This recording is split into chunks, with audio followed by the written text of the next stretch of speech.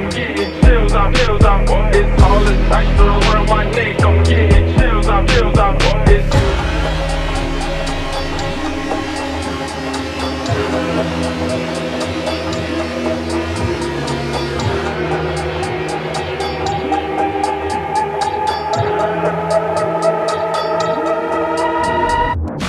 So what do we think then, guys? The WPL B36 military transport truck, 6-wheel drive beast. So you join me here at the unboxing stage just so I can show you that. The option I bought came with these metal drive shafts, so we'll be putting them on shortly. I'll also find somewhere for these stickers to go, or at least some of them anyway. And we've also got the parts bag, which has got your standard USB charger, got some wing mirrors in there, a snorkel, some other spare parts, some spare leaf springs, and what looks to be a broken screwdriver. Okay, that's the first. But anyway, what I'll do is get the drive shafts on, put some stickers on. I've got the batteries for the controller to put in, 2 AA's. Just unscrew and put your AA's into there. So let me get all those details on and I'll be back shortly.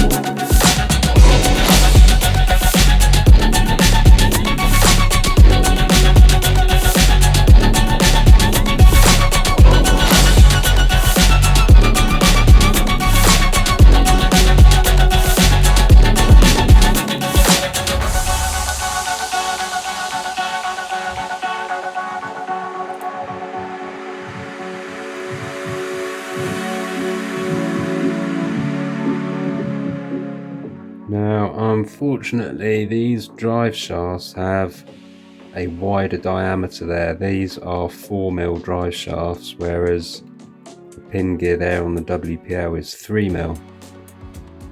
So, unfortunately, they're baggy and they don't fit properly. You can get some 4mm to 3mm adapter sleeves that slip into these drive shafts. Luckily I do have some, so I'll fish those out of my set and we'll have to run with that for now. Okay, so there are the 4 to 3mm adapter sleeves there.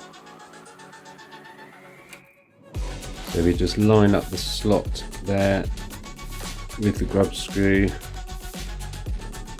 push it into there, and then just make sure that the grub screw is going to pass through that slot for when you tighten it up. You can leave it like that. So now we've got our adapter sleeve in there. Should hopefully just push on quite happily there. And use our Allen key. Tighten it up. Right, I'll do that on the rest and I'll be back with you.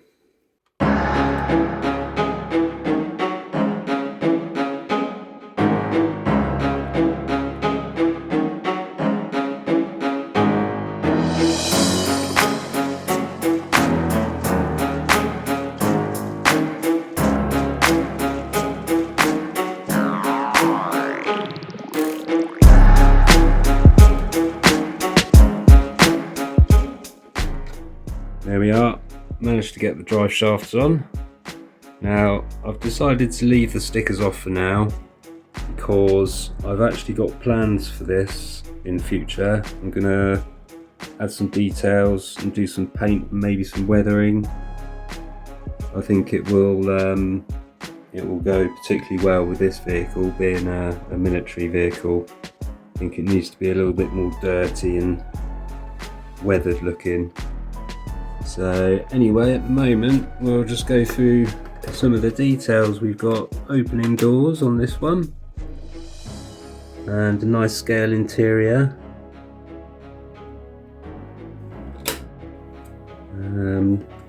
The tyres on this model are really quite soft actually. They don't feel too grippy, but they're a soft compound, so hopefully they'll do pretty well over some routes. Great articulation from the rear axle. I really love that. On the back we've got a full-size spare on its own carrier, which swings out to allow us to open up the back doors. There's a little bit of detail in there as well on the floor, so that's all pretty cool. We got mud flaps, little plastic detail mud flaps there. Another opening door on this side.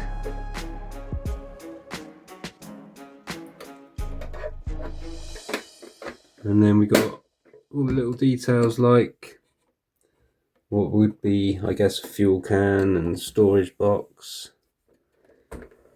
Some details on the sides, some windows. All sorts of details on top as well. It's really, really well done, I think, this. Little roof rack with all your exhaust port, I suppose, up there. I'm not sure what that is. Big old bumper, it looks great, fantastic. Just waiting for the battery to charge up now.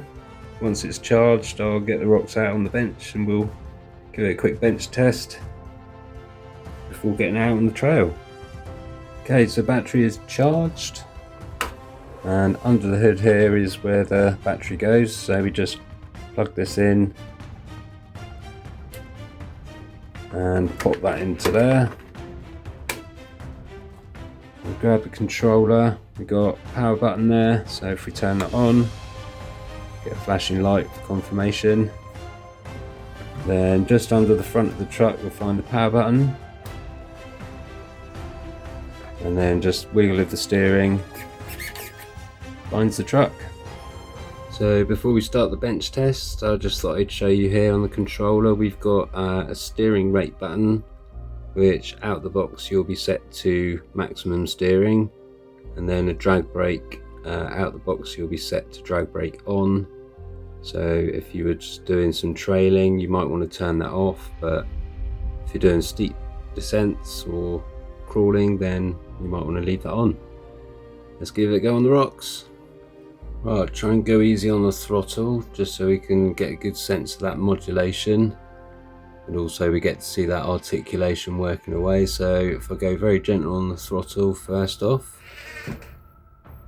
that's as slow as I can go. A little bit of resistance.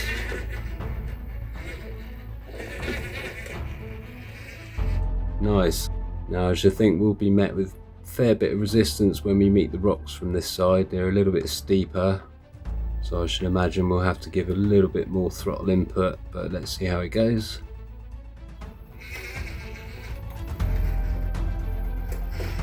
Yeah, bit of resistance there, but we can control our throttle input. It gets us over there nice and smooth. Very impressed. Well, we give it one more go from this direction, then we'll get out on the trail. Nice and slowly. It does require a little bit of extra throttle input if it meets a bit of resistance, but generally modulation and throttle control is pretty good. So let's get out on the trail and see what it's like in the real world.